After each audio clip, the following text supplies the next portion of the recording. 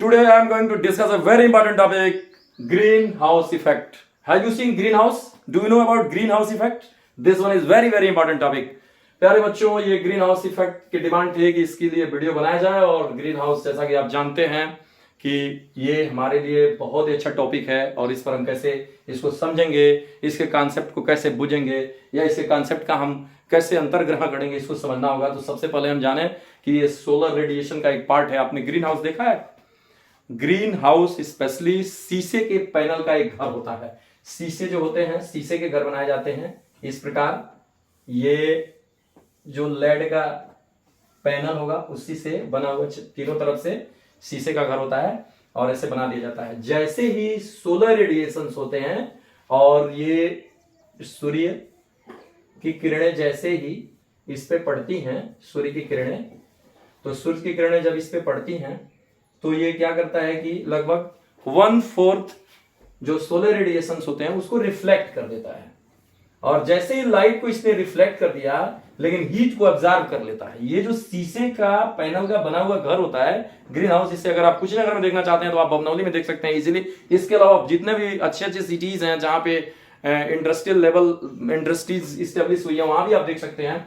तो यहाँ पे जो सोलर एनर्जी, सोलर रेडिएशंस होते हैं और सूरज की किरणें आती हैं और जो शीशे का बना घर होता है जिसमें लाइट जैसे ही पड़ती है, तो जितनी लाइट्स भी सूरज से पड़ती है, नीचे अर्थ पे पड़ती है, वो लगभग उस पूरी पड़ी हुई लाइट का 1/4 पार्ट्स रिफ्लेक्ट करता है और जो लगभग हीट एनर्जी है उसको ऑब्जर्व कर लेता है। जैसे ही शीशे के बने इस घर में हीट एनर्जी ऑब्जर्व हो जाती है, इसका टेम्परेचर जो होता है इंक्रीज कर जाता है और टेम्परेचर बढ़ जाता है। टेम्परेचर जैसे ही बढ़ेगा वैसे हम क्या करते हैं कि इस स्पेशली जो कांच के अंदर जो घर बना होता है, कांच का जो घर बना होता है, अंदर वाला जो भाग होता है, उसमें अगर हम कोई प्लांट्स ग्रो करते हैं, जैसे वेजिटेबल्स हो गया या फ्रूट्स हो गया या टोमेटो वगैरह जो ग्रो करते हैं, उसकी टाइमिंग भी कम हो जाती है।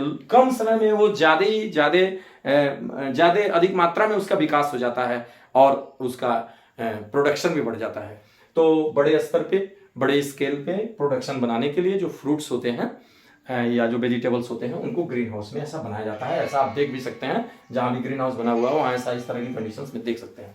स्पेशली हम इसको देखें तो जो ग्रीन हाउस गैसें होती हैं, ऐसा क्यों होता है? जैसे ही लाइट पड़ी तो अंदर का टेम्परेचर बढ़ेगा, जिसके चलते आसानी से हम जो वेजिटेबल्स और फ्रूट्स होंगे उनका प्रोडक्शन कर सकते हैं। ठीक इसी प्रकार हमारी पृथ्वी जो पहले सूर्य का हिस्सा थी, हजारों करोड़ों वर्ष पहले जो सूर्य से अलग होकर पृथ्वी आई, उस समय टेम्परेचर बहुत ज्यादा था। ये पृथ्वी पर भी हम ग्रीन हाउस इफेक्ट को इजीली तरीके से एक्सप्लेन कर सकते हैं और यह एक नेचुरल फिनोमेनन है। इसको अगर समझना है तो ये हमारी पृथ्वी है और इस पृथ्वी पे ये सूर्य की किरणें, पृथ्वी वाले हिस्से पे सूर्य की किरणें ऐसे पड़ती है और पृथ्वी वाले हिस्से पे दिन में जैसे ही सूर्य की किरणें पड़ेंगी, क्योंकि सनलाइट दिन में ही मिलेगा, तो जैसे पृथ्वी वाले हिस्से पे सूर्य की किरणें पड़ेंगी तो आपने देखा होगा उस समय पृथ्वी का हिस्सा गर्म हो जाता है। ये पार्ट्स भी गर्म हो जाता है, ये इंक्रीज कर जाता है टेम्परेचर और ये पार्ट्स गर्म हो जाता है। और पार्ट्स क्यों गर्म हो जाता है यही हमें जानना है, क्योंकि अगर आपने ग्रीन हाउस इफेक्ट का होना बहुत ही जरूरी है। आपको पता है अगर ऐसा नहीं होता तो क्या होता? नॉर्मल अर्थ का टेम्परेचर 15 डिग्री सेल्सियस होता है, अगर ग्रीन हाउस नहीं होता तो ये टेम्परेचर -18 डिग्री सेल्सियस हो जाता और हमारी बहुत सारी activities, life activities, vital activities affected हो जाती। स्पेशली आप ध्यान दीजिए कि नल से आप पानी नहीं पी सकते। नल का जो पानी होता वो ऑलरेडी बर्फ में कन्वर्ट हो जाता। बहुत सारे प्लांट अपनी नहीं जी पाते। प्लांट से हम आसानी से जो गैसों का इंटरचेंज करते हैं वो नहीं हो पाता और लाइफ इतनी मुश्किल भरी हो जाती। तो ये ग्रीन हाउस इफेक्ट का होना बहुत जरूरी है। इससे हम अपने जो सौदेश्यपूर्ण जीवन को प्राप्त करेंगे और जो इंटरेक्शंस होता है प्लांट्स और एनिमल के बीच में वो मेंटेन रहेगा। नहीं तो हमारा टेम्परेचर, हमारे एरिया का टेम्परेचर -18 डिग्री सेल्सियस हो जाएगा और उस कंडीशन में कौन कौन सी संभावनाएं होंगी इसको आप भली बात जानते हैं। तो इस प्रकार 15 डिग्री सेल्सियस टेम्परेचर को मेंटेन करने के लिए जैसे ही पृथ्वी पर सूर्य की किरणें दिन में पड़ती हैं तो लगभग इसका ताप समान बना रहता है और जैसे ही शाम की स्थिति आती है तो आप जानते हैं कि कुछ जो रेज यहाँ से, सभी किरणों को तो पृथ्वी ऑब्जर्व करता नहीं है, सभी रेज को तो ऑब्जर्व करता नहीं है, कुछ रेज रिफ्लेक्ट कर देता है। जैसे मैंने भी आपको बताया कि टोटल रेडिएशन का 1/4 बाहर करता है या रिफ्लेक्ट कर देता है। जब रिफ्लेक्ट करेगा तो ये जो एनर्जी होगी इसका क्या होगा, इसी का इंपैक्ट हमें पढ़ना है। तो उस समय जो ग्रीन हाउस गैसेस होती हैं, जिसमें स्पेशली कार्बन डाइऑक्साइड आती है, और कार्बन डाइऑक्साइड का ग्रीन हाउस गैसेस इसमें 60% कंट्रीब्यूशन होता है। उसी तरह हम देखें तो मीथेन आती है, और मीथेन भी इंपॉर्टेंट एक ग्रीन हाउस गैसेस हैं जिसका करीब करीब 20% कंट्रीब्यूशन होता है। CFC आती है जिसको क्लोरोफ्लोरोकार्बन कहते हैं, जिसका 14% कंट्रीब्यूशन होता है, और इसके अलावा नाइट्रस ऑक्साइड आता है जिसका 6% कंट्रीब्यूशन होता है। ये एनसीईआरटी डाटा है, इसको आप सभी जरूर लर्न कर रहे हैं। इसके आधार पे बहुत सारे इंटरेक्शंस होंगे, इन्वायरमेंट के बहुत सारे प्रोसेस होंगे, उसका हम अध्ययन कर सकते हैं। फिलहाल ये जो ग्रीन हाउस गैसेस हैं, ये जैसे ही पृथ्वी इसको रिफ्लेक्ट की, इसको एब्जॉर्ब कर लेते हैं, और टेम्परेचर हमारा 15 डिग्री सेल्सियस मेंटेन रहता है, और आप अपने जीवन को उद्देश्यपूर्ण जीते हैं। यदि ये ग्रीन हाउस गैसेस नहीं होती तो क्या होता, इसका हम अंदाजा इस प्रोसेस से लगा सकते हैं। लेकिन दुर्भाग्य का विषय है, अनफॉर्चुनेटली ग्रीन हाउस गैसेस में बहुत तेजी से वृद्धि हो रही है, जो हम सभी के लिए बहुत ही बुरा संकेत है।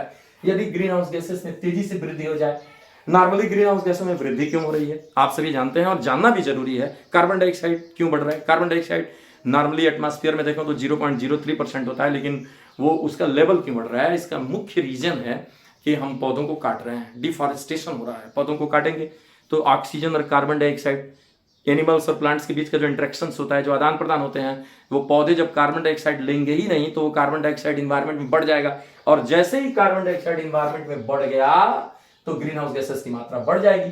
फिर जैसे ग्रीन हाउस गैसेस की मात्रा बढ़ गई, कार्बन डाइऑक्साइड बढ़ गई, तो पूरे विश्व का ताप बढ़ेगा, ग्लोबल वार्मिंग होगी, वैश्विक तापन होगा।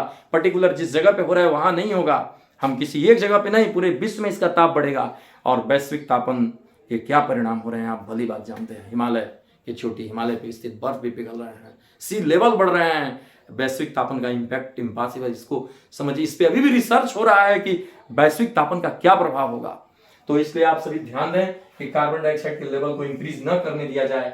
इसके लिए हम सबसे पहले कार्बन डाइऑक्साइड लेवल को अगर इंक्रीज करने से बचाना है तो पौधों को उगाना है और पौधों को उत्पन्न करना है। पौधों को काटने का जो एक सिस्टम है, जो एक तरह से कहिए कि समाजीकरण हो रहा है, शहरीकरण हो रहा है, लोग गांव से शहर की तरफ जाना चाहते हैं और गांव से शहर की तरफ जा रहे हैं, वहां पे जा रहे हैं, पेड़ पौधों को काट रहे हैं। इससे इसका भी इंपैक्ट है। कार्बन डाइऑक्साइड का लेवल अगर बढ़ जाए और 60% ये ग्रीन हाउस गैस की मात्रा अधिक हो जाए तो उस समय काफी नुकसान होगा।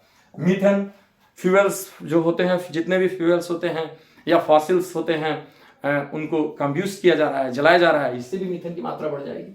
और अगर मीथेन बढ़ गया तो ग्रीन हाउस गैसेस बढ़ जाएंगी, और ग्रीन हाउस गैस बढ़ने से जो इम्पैक्ट हो रहा है उसको बताया जा चुका है। क्लोरोफ्लोरोकार्बन कल हर आदमी, मैक्सिमम जितने भी व्यक्ति होते हैं, सब लोग वो अपनी लाइफ को इजीली तरीके से जीना चाहते हैं, एसी में रहना चाहते हैं, एसी में काम करना चाहते हैं, एसी में सोना चाहते हैं, जो हमारे लाइफ के लिए बहुत ही बड़ा खतरा है। हमें प्रकृति की स्वस्थता में रहना होगा, स्वस्थ प्रकृति की गोद में रहना होगा। हम जितने नेचर के करीब रहेंगे हमारा जीवन उतना ही अच्छा होगा। तो इसलिए जो ऐश आरामपूर्ण सुख सुविधापूर्ण चीजें हैं उन चीजों से बचें। आप जो है सामान्य प्रकृति में रहें, अन्यथा फ्रीज रेफ्रिजरेटर्स वगैरह से जो फ्रेयांस गैसेस निकलती हैं, क्लोरोफ्लोरोकार्बन्स बन रहे हैं, और ये क्लोरोफ्लोरोकार्बन्स इसका इम्पैक्ट आप पढ़ चुके हैं। जैसे ही क्लोरोफ्लोरोकार्बन बनेगा, वो जो स्ट्रेटोस्फीयर होती है, समताप मंडल होता है, हमारे वायुमंडल का जो समताप मंडल होता है, जिसमें ओजोन की परतें पाई जाती हैं, इनमें ओजोन की परतों में छिद्र होते हैं, और ये डायरेक्टली ओजोन की परतों में लेयर में छिद्र होगा तो पराबैंगनी किरणें आएंगी और स्किन पर पड़ेंगी, जिसका इम्पैक्ट आप भुला नहीं सकते। वो स्किन कैंसर जैसी भयंकर बीमारियों, या जो काफी भयंकर बीमारी होती है, काफी नुकसानदायक बीमारी होती है, स्किन कैंसर जैसी बीमारियों का जन्म हो रहा है। जो ओजोन लेयर में डिप्लीशन हो रहा है, उसको बचें। और इसका एक मात्र कारण है CFC है, क्लोरोफ्लोरोकार्बन है। और क्लोरोकार्बन कब बढ़ेगी? जब आप काफी प्राकृतिक और भौतिक चीजों में ज्यादा रहेंगे। आवश्यक उपकरणों का भी लोग प्रयोग कर रहे हैं। आजकल आपने देखा गाड़ियों की वरीयता ज्यादा दी जा रही है। लोग घर में बैठे ही बैठे, रजाई में बैठे बैठे टीवी को स्टार्ट करना चाहते हैं। और अगर आप इतने सुखपूर्ण जिंदगी जिएंगे तो निश्चित रूप से जो रेडिएशंस बढ़ेगा, और रेडिएशंस बढ़ेगा तो वो आने वाले भविष्य के लिए खतरा है। इसी तरह से आपने देखा N2 की मात्रा बढ़ेगी तो भी ग्रीन हाउस गैसेस बढ़ती जाएंगी और काफी नुकसान होगा। तो ग्रीन हाउस इफेक्ट के लिए हम लोग इसको एक बार शॉर्टली एक्सप्लेन कर सकते हैं कि यह एक कह सकते हैं कि प्राकृतिक प्रक्रिया है, जिसमें सूर्य का प्रकाश जैसे ही पड़ता है और सूर्य का प्रकाश पड़ेगा तो पृथ्वी का टेम्परेचर बढ़ेगा। स्पेशली विंटर सीजन में जो क्रॉप्स होते हैं, वेजिटेबल्स होते हैं, उनको उगाने के लिए ये सिस्टम ज़्यादा ही अप्लाई होता है, ये प्रभाव ज़्यादा ही अप्लाई होता है। तो जैसे ही होगा तो उस समय शाम के समय हल्का सा ठंडा पड़ जाएगा, लेकिन दिन में ये टेम्परेचर बढ़ जाता है। और जैसे ही शाम के समय किरणें निकलती हैं तो उनको जो ग्रीन हाउस गैसेस हैं, कार्बन डाइऑक्साइड, मीथेन और क्लोरोफ्लोरोकार्बन और N2O एब्जॉर्ब कर लेता है और बना रहता है, नॉर्मल बना रहता है टेम्परेचर 15 डिग्री सेल्सियस, जिससे जीवन संभव है। लेकिन यदि ग्रीन हाउस गैसेस की मात्रा इंक्रीज कर दें, कार्बन डाइऑक्साइड, मीथेन और CFC और N2O, तो आने वाले जीवन के भविष्य में खतरा है। इसको ध्यान दें और इसको जानें और इसको समझें। स्पेशली इस जो ग्रीन हाउस इफेक्ट था, इस पे हम सभी काफ़ी चर्चा कर रहे थे, और इसको आप लोग जरूर नोट्स बना लें।